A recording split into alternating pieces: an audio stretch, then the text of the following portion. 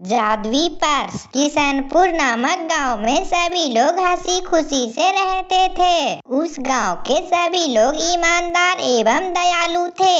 उसी गांव की एक लड़की जिसका नाम गुनगुन था, वो अपनी माँ एवं दादी के साथ रहती थी। गुनगुन के पिताजी के कोरोना काल में कोरोना से मौतें हो चुके थे। गुनगुन एक बहुत अच्छी एवं ईमानदार लड़की थी। गुनगुन हमेशा से दूसरों लोगों की मदद एवं भलाइयाँ करती थी और वह पशु पक्षियों की भी बहुत ज्यादा मदद करती थी। गुनगुन के इन अच्छे व्यवहार के कारण गांव के सभी लोग उसे अपनी बेटी की तरह मानते थे, क्योंकि वह सभी गांव वालों की बहुत ज्यादा ख्याल एवं मदद करती थी।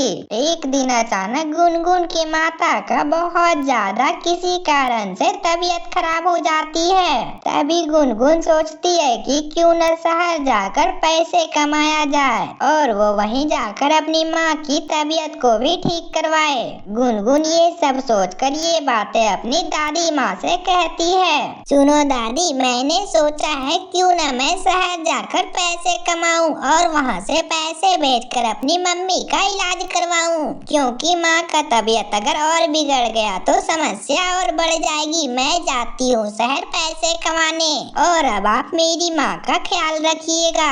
बेटा, मैं तो सरिता का ख्याल रख लूंगा, पर तू तो कभी शहर गई नहीं। तू अकेले शहर कैसे जा पाएगी? और तू अकेले शहर में जाकर किसके पास अकेले रहोगी? दादी, आप चिंता मत कीजिए, मैं अकेले शहर चली जाऊंगी और शहर में मेरी बुआ तो रहती है ना, मैं उसी के पास चली जाऊंगी। गुनगुन की दादी एवं माँ चाहती थी कि गुनगुन अकेले शहर नहीं जाए, लेकिन सरिता को तो पता था कि किसी न किसी को तो पैसे कमाने पड़ेंगे, वरना घर तो चलेंगे नहीं। और वे लोग ना चाहते हुए भी गुनगुन को शहर जाने के लिए हाँ कर देती है और उन दोनों को गुनगुन को अपने से अलग होने का बहुत ज्यादा दुख था।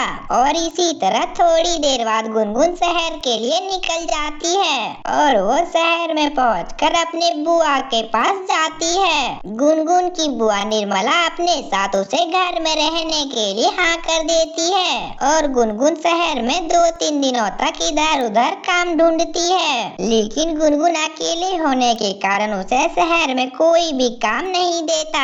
गुनगुन, तू तो शहर आ गई, पर तुझे यहाँ कोई तो काम ही नहीं मिल रहा। एक काम करो, तू मेरा ही घर का सारा काम कर दिया करो। इसके बदले मैं तुम्हें 5,000 रुपये महीने दूंगी और मैं तुम्हें खाना भी दूंगी और रहने के लिए घर तो बिल्कुल फ्री है ही तुम्हारे। कोई बात नहीं है बुआ, मैं आपके घर का सारा काम कर दूंगी, क्योंकि अभी मुझे पैसे के बहुत ज्यादा जरूरत है। मैं कोई भी काम करने के लिए तैयार हूँ। हाँ, तो तुम्हें मेरे घर के सारे काम करने होंगे।